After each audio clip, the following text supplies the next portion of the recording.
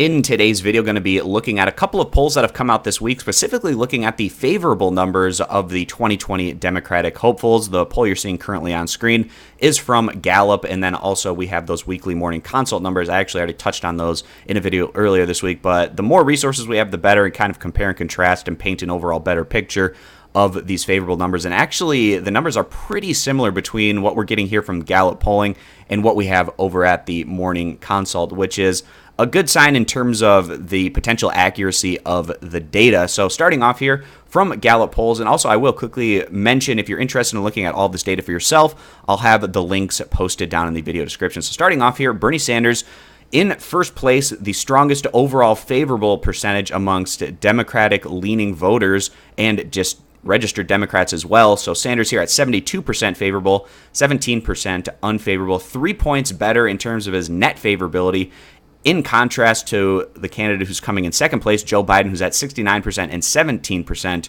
respectively. And then these two top candidates who are generally 1 and 2 in the polls, Biden generally first, Sanders generally second, but that actually has been changing up and becoming a bit more competitive in recent weeks, with Warren and Harris having a bit more to say about that, where we have Warren coming in third place, 59-13, Kamala Harris 54-11, Cory Booker 44-13, Pete Buttigieg 43-10, Beto O'Rourke 37-19, Julian Castro 35-14, and then Amy Klobuchar and Bill de Blasio at 31 percentage points respectively. But then you have Klobuchar at 13 unfavorable compared to de Blasio, for whatever reason, has extremely strong unfavorable numbers there at 30.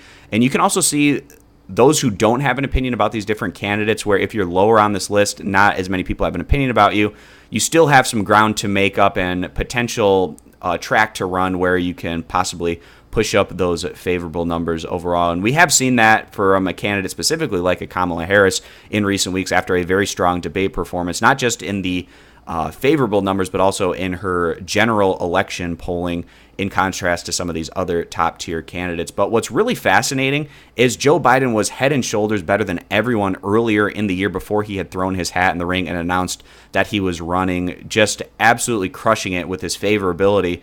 That has not been the case as much since he's thrown his hat in the ring and has run, and this just is consistently the case. I was actually saying this back earlier in the year, where once he was going to throw his hat in the ring, then he's going to be opened up more to scrutiny, and then also a really bad debate performance on top of it has seen his numbers go down. And we take a look at the graph here from Joe Biden earlier in the year, back February 28 from Gallup. He had an 80% favorable amongst the Democrats and Democratic leaners. That number is now at 69%, so an 11-point decline. And then also his numbers amongst Republicans and Republican leaners, he's seen a similar decline of 12 percentage points. So it was at 32 favorable, now just at 20%. And then his overall net between the two was at 56%. Now that's down to 42%, so a 14-point decline for Biden. But it's not necessarily all bad news for Joe Biden, because even though these graphs are not what he wants to see, and he definitely has to stem the tide that has gone in a negative direction in recent weeks and months, it's, again, not necessarily all bad news for Biden, because we take a look at his net favorable ratings.